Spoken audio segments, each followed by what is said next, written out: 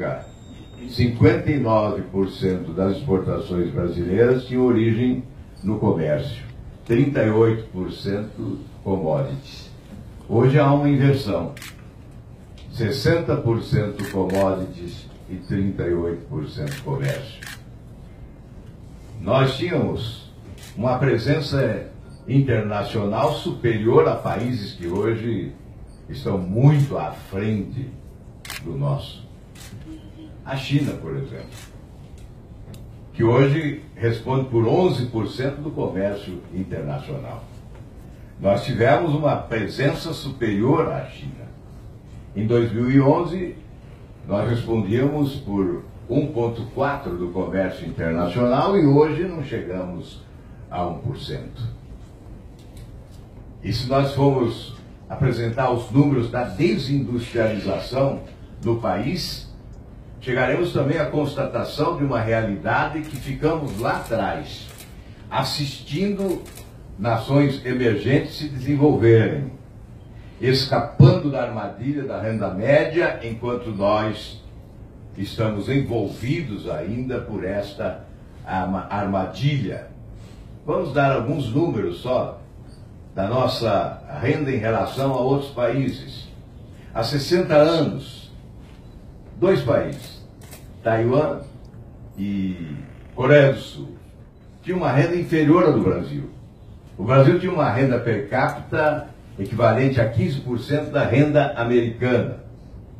Hoje, nós temos uma renda per capita equivalente a 25% da renda americana, sem considerar a perda recente desse período de crise absurda que tivemos em 2 anos, uma queda do PIB de mais de 7%, 3,6% e 3,8% em 2 anos, 2015 e 2016, tivemos uma perda de renda per capita de 10%. Não estamos considerando essa perda, mas o número anterior a essa era de 25% em relação à renda americana. E aqui, para retornarmos ao índice de renda per capita de 2012, nós chegaremos a 2023, se fizermos todas as reformas necessárias, elevarmos os índices de produtividade do nosso país. Repito, temos 25% da renda americana, a Coreia do Sul chega agora a 90% da renda americana, porque investiu em tecnologia, inovação, modernização e adotou um modelo educacional que impulsionou os índices de produtividade. Porque nós estamos, em relação aos países emergentes, incluídos nesse contexto dos países de renda média, lá atrás, em matéria de investimentos, somos o penúltimo, à frente apenas da África do Sul, e antepenúltimo em matéria de produtividade, à frente apenas da Ucrânia e Sri Lanka. Este é um grande desafio. Aliás, são 3 grandes desafios. O desafio fiscal, o desafio dos investimentos e o desafio da produtividade. O desafio fiscal começa lá atrás, ministro. Em 98, o Brasil tinha uma carga tributária equivalente a 26% do produto interno bruto. De 98 a 2006, os governos sempre gastando mais do que arrecadam e tapando os buracos do déficit com aumento de tributos, aumentando a carga tributária. Em 2006 chegamos a 33% do PIB, estamos próximos já de chegar a quase 40% do produto interno bruto em matéria de impostos cobrados dos brasileiros. E aí? O déficit continua, o buraco continua aberto, a carga tributária bateu no teto, não há como aumentar impostos para tapar os buracos abertos. Aí vem o endividamento do país. Em 2008, a dívida pública brasileira era de 1,133 trilhões de reais. Hoje, Em 2018, a dívida pública brasileira chegou a 5 trilhões 323 bilhões de reais. Quase já 80%. Segundo o Fundo Monetário Internacional, já 80%, porque é outro critério. Nós estamos apontando aqui os números do Banco Central. O Fundo Monetário Internacional soma também os títulos públicos em poder do Banco Central. E aí eleva a dívida e eleva o percentual da dívida em relação ao produto interno bruto. A dívida pública brasileira em 2016 crescia 37 bilhões por mês. Em 2017, 39 bilhões por mês. Agora, em 2018, ela cresce 55 bilhões por mês. Aonde nós vamos parar? Nós temos que considerar que esse é um país rico, riquezas naturais encantadoras e potencialidades econômicas surpreendentes, que provocam inveja ao mundo. É só percorrer o Brasil. Eu fico encantado agora que posso caminhar mais pelo país, que é um país continente, com diferenças regionais incríveis, mas fico encantado ao ver as potencialidades econômicas. Mas aumenta a perturbação ao ver o disparate, o gritante contraste entre a fortuna, a prosperidade, a riqueza e a pobreza, a miséria e o infortúnio. E isso nos leva à reflexão. O que fizeram com o Brasil? 100 milhões de brasileiros sequer possuem acesso a esgoto sanitário. 17 milhões não possuem acesso à coleta de lixo. 35 milhões não possuem acesso à água tratada. 52 milhões estão abaixo da linha da pobreza. 15 milhões sobrevivem com R$ 136 por mês. A metade dos brasileiros trabalham para ganhar menos do salário mínimo. No Nordeste, 66%. Mas e as riquezas? E as potencialidades econômicas? Elas foram desperdiçadas pela incompetência dos governantes. Os nossos governantes devem pedir perdão ao povo brasileiro. Não souberam explorar as riquezas extraordinárias desse país e desperdiçaram oportunidades de desenvolvimento econômico e castigaram a população brasileira a uma vida inferior às suas possibilidades e potencialidades. O que fazer agora? Refundar a República. A casa caiu. Desarrumaram o país. A anarquia se estabeleceu. Não há autoridade se impondo. Um desembargador afronta os tribunais superiores, desrespeita o seu próprio tribunal, rasga a legislação vigente no país e brinca com o Estado de Direito democrático. Porque o país foi anarquizado. E não há como não definir como a Operação Lava Jato define, porque uma organização criminosa assaltou o poder no Brasil, pilhou os cofres públicos e levou a população a esse infortúnio. Nós podemos afirmar que esse cenário de desigualdades que presenciamos não começa exatamente com essa organização criminosa, vem de antes. Mas é preciso reconhecer que houve um aprofundamento desta crise, que lançaram o país mergulhado agora num oceano de dificuldades quase que intransponíveis. Me perdoe a indignação, eu não posso deixar de retratar aqui o sentimento que eu recolho nas ruas do Brasil. O povo brasileiro não suporta mais viver esta realidade presente. Ou nós alteramos esta realidade, ou sofreremos consequências imprevisíveis.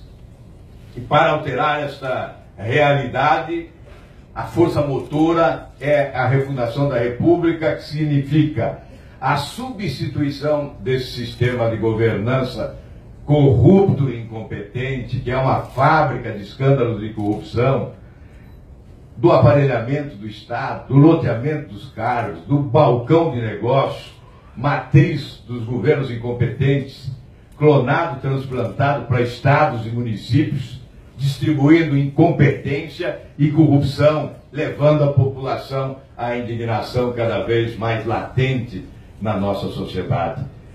A substituição desse sistema é o compromisso inarredável número 1.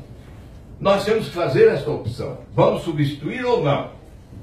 Se não querem substituir esse sistema, todos os outros candidatos servem. Porque nenhum deles assume o compromisso desse rompimento. Eu esperava em 2010 que alguém assumisse. Não houve esse compromisso. Em 2014, se repetiu. E por isso essa descrença campeia no país, o descrédito, ninguém acredita mais nas instituições públicas, nos partidos políticos, nos políticos de modo geral, não acreditam na nossa palavra, nas nossas ações. Mas é preciso tentar. É preciso tentar. E eu confesso a vocês, eu não estaria aqui, eu não seria candidato, não fosse para promover essa ruptura com esse sistema maldito que é a causa dos males que nós estamos vivendo. Podemos prender ex-governador, ex-presidente, políticos, empresários, podemos colocá-los na cadeia, mas se não substituirmos esse sistema, ele continuará a produzir os barões da corrupção no país.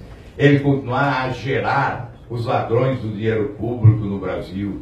E nós continuaremos patinando e não alcançaremos os índices de produtividade necessários para nos colocarmos no estágio de país desenvolvido. A substituição desse sistema passa por reformas. A reforma do Estado enxuga o Estado, diminui a estrutura, elimina as estruturas paralelas, privatiza empresas estatais federais.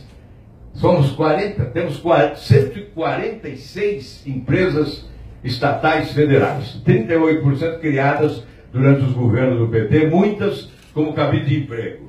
Nós temos uma empresa estatal que se chama a empresa do trem-bala. É uma empresa estatal do trem-bala. Não tem bala, não tem trem, não tem linha de trem, não tem nada, mas tem a empresa instalada lá no Palácio do Planalto. É uma vergonha para o nosso país. Então, reduzir o tamanho do Estado, o Estado menor. Quanto maior o Estado, menos escolas, menos pós-saúde, menos policiais nas ruas, menos empregos, menos investimentos, menos desenvolvimento. É valorizando quem trabalha e quem produz que nós combatemos a pobreza. A melhor forma de combater a pobreza é valorizar quem produz.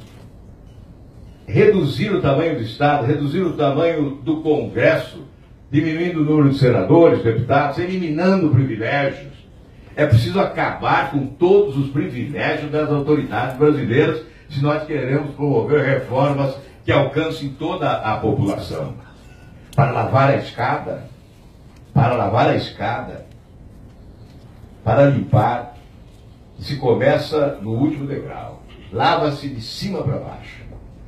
Para promover reformas, há que se começar no andar de cima, onde moram as autoridades do país, e que provocam indignação em razão de privilégios que sustentam. Passando a sensação, muitas vezes, que não temos república, temos império, que uma minoria assaltou o poder, explora o esforço da nação para preservar os seus privilégios. É preciso combater privilégios dando exemplos. Eu me permito dizer aqui que prego o fim dos privilégios das autoridades, embora seja um parlamentar, um político com 42 anos de mandato eletivo, porque me sinto à vontade para isso. Abri mão da minha aposentadoria de ex-governador. Salário teto. 27 anos. Seriam já mais de 10 milhões na conta bancária. Nem um centavo. Abdiquei, renunciei, não recebo. Mas sou o único ex-governador do Paraná a não receber essa aposentadoria. Não recebo auxílio moradia de R$ 5.500, não moro em apartamento funcional, não recebo os R$ 15.000 de verba indenizatória para as despesas do mandato parlamentar.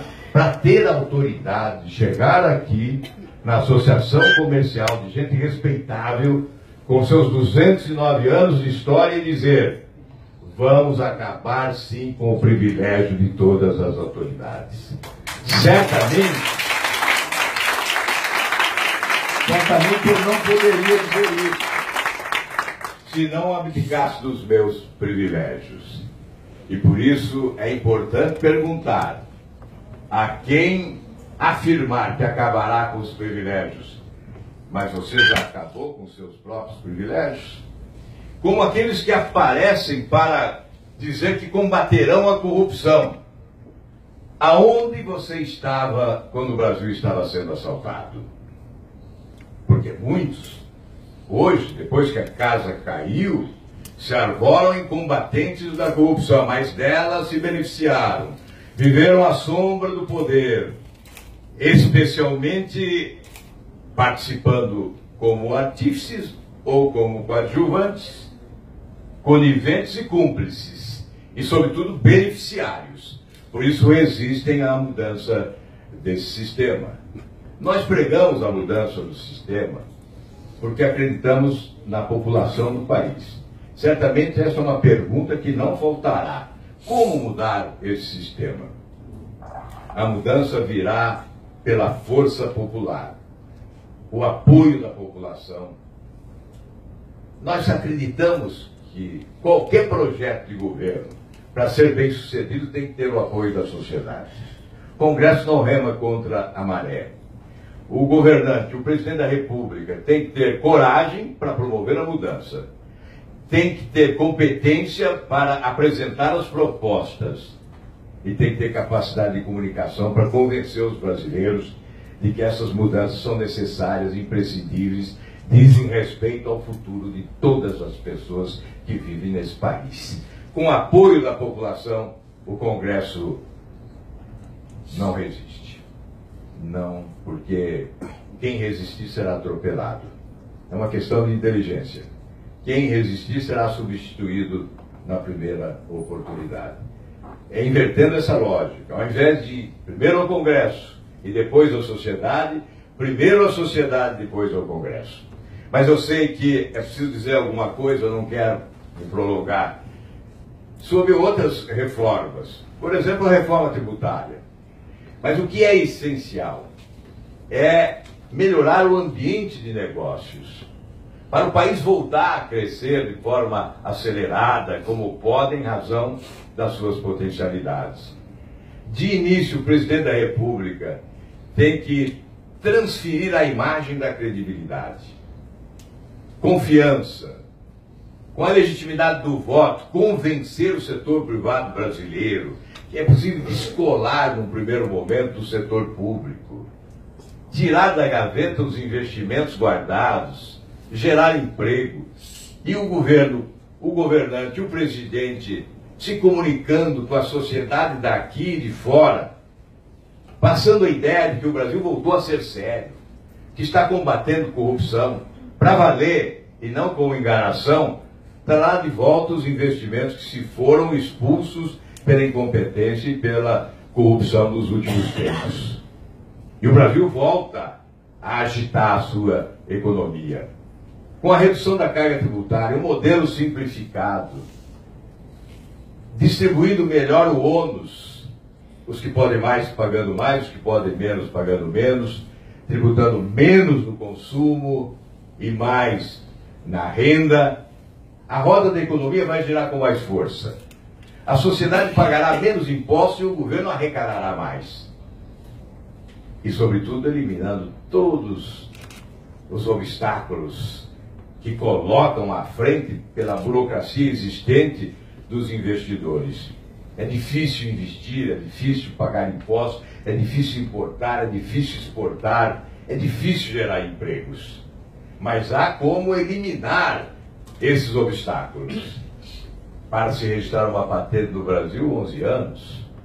um defensivo agrícola 7, 8 anos, enquanto em outros países isso é muito rápido, é muito célere, é muito eficiente.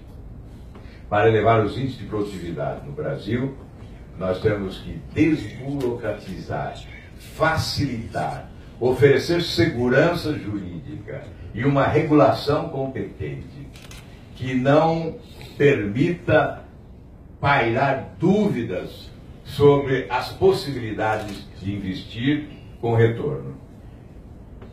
É claro, eliminar também os empecilhos externos, barreiras alfandegárias, não alfandegárias, estabelecendo uma relação comercial com países desenvolvidos. Nos últimos anos, a nossa diplomacia mirou países de ditaduras sanguinárias e corruptas da América Latina, ignorando os países de primeiro mundo que poderiam nos oferecer vantagens extraordinárias na busca do nosso desenvolvimento. Não será difícil convencer os países do primeiro mundo que é uma questão de inteligência olhar para os países emergentes em desenvolvimento como mercados promissores que atenderão os seus próprios interesses. Nós temos que estabelecer uma relação diplomática com o mundo, mas mirando aqueles países da América do Norte, evidentemente, e, sobretudo, da Europa e da Ásia. 51% da população mundial vive no sudeste da Ásia. A FAO diz que o mundo vai ter que produzir 60% a mais do que produz hoje até 2050, porque teremos 9 bilhões e 800 milhões de habitantes e 40% dessa produção a mais terá que sair do Brasil. Veja que patrimônio temos nós, que moeda de troca temos para, evidentemente, transacionar com os países mais avançados do mundo. Portanto, são mudanças essenciais para o país retomar o progresso e o crescimento econômico.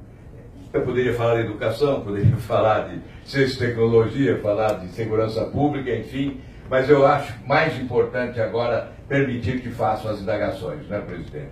Para que nós possamos iniciar o diálogo, interrompendo esse monólogo que quase sempre se torna cansativo. A verdade é que nós estamos diante de uma encruzilhada. A opção é do povo brasileiro nesse reencontro com a verdade. Se nós queremos alcançar índices de crescimento econômico compatíveis com a nossa grandeza, temos que derrubar esse balcão de negócios, substituir esse sistema e refundar a República. Porque nós legislamos para o bem. Nós legislamos para combater o mal. Muitas vezes legislamos mal. Outras vezes legislamos bem. Mas as leis são interpretadas ao sabor das conveniências e circunstâncias. E outras vezes elas são ignoradas. Isto não é República. A refundação da República poderá ser inaugurada quando todos nós nos submetermos às leis e todos formos iguais perante a lei. A partir daí podemos olhar para nós mesmos, para as nossas crenças, para as nossas instituições e poderemos construir a grande nação que todos nós merecemos. Eu sei que há desencanto, mas é preciso reviver a fé perdida nas estradas da decepção. E ressuscitar as esperanças que estão sepultadas debaixo dos escombros produzidos pela destruição das nossas instituições, por intermédio da corrupção e, sobretudo, da incompetência dos nossos governantes. É o Brasil que está com a palavra. Se o Brasil quer continuar nesse estágio de subdesenvolvimento, enredado nessa armadilha da renda média, certamente ele tem várias opções. Se ele deseja romper, escapar dessa armadilha, avançar para o futuro, terá que aceitar a ousadia do rompimento com o sistema atual, sistema político e sistema de governança. E nós acreditamos ser possível. Aliás, hoje nós temos que repetir o que Tiradentes dizia há séculos. Tiradentes dizia: se todos nós quisermos, podemos transformar esse país numa grande nação. nós somos obrigados a copiar Tiradentes agora e dizer, se todos nós quisermos, podemos transformar esse país numa grande nação. E haveremos de transformá-lo com a força do povo do Rio de Janeiro e do Brasil. Muito obrigado pela atenção.